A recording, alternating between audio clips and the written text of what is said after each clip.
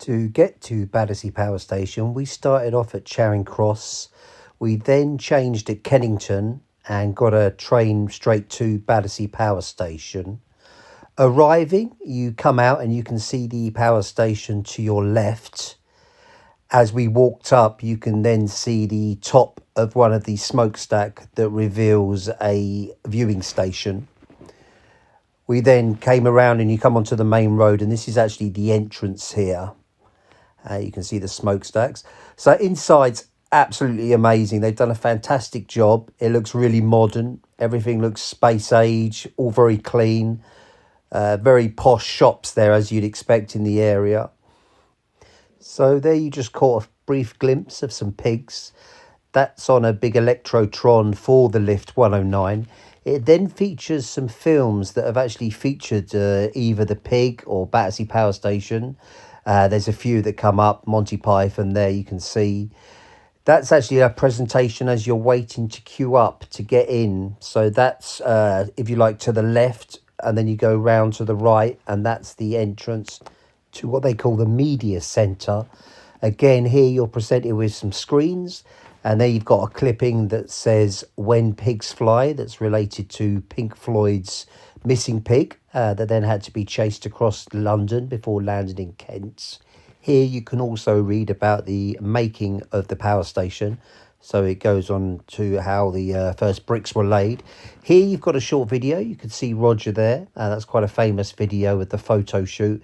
And again, there's a small Pink Floyd presentation there talking about the 2018 remix.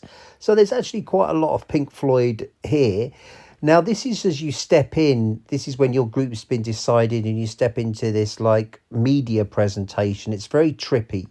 And the music is very Floyd based. They're obviously using Pink Floyd as a reference point here. And you can see it gets very trippy. One of the best things about this is that we didn't really know where we were. We were like, is this the lift, or is this going up to the lift? Is it just a flat floor? And if you watch the walls as this presentation comes to an end, it does a very clever thing where it feels like you are going up. Completely deceives your mind.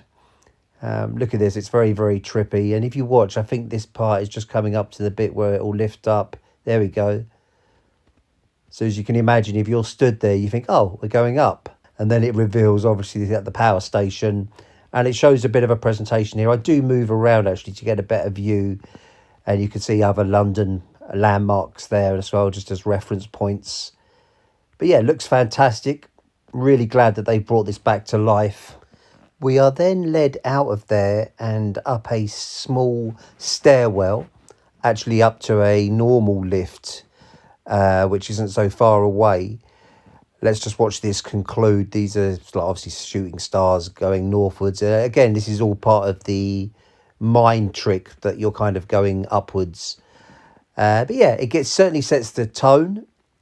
And like I say, after that, we're going to exit to the rear of that, I seem to remember. And yeah, there's a nice view there of one of the smokestacks. That's the one we're actually going to go up. You can't see it there, but there's the viewing station at the top. As you climb the small staircase, you'll see facts painted on the wall. So there's this one here saying 6 million bricks were used. You then enter the viewing point. So this is a lift stroke where you're going to actually use as a viewing point. And this is our journey upwards. You can't hear this. I've muted the music, but obviously there's a very Pink Floyd-y track playing behind this. And as you can see, the red lights, it's all kind of beckoning you towards sunlight.